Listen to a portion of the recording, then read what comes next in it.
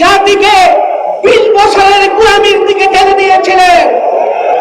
আজকে গণভোটকে অস্বীকার করে, গণরায়কে অস্বীকার করে যেভাবে আগের জায়গায় ফিরে যেতে চাচ্ছেন, আপনারাও নির্যাতিত হয়েছিলেন। বাংলাদেশের মানুষ ফ্যাসিবাদের কবলে পড়েছিল, আধিপত্যের কবলে পড়েছিল। এবার আর আপনাদের এই প্রতারণাকে জনগণ শুরুতেই ধরে ফেলেছে।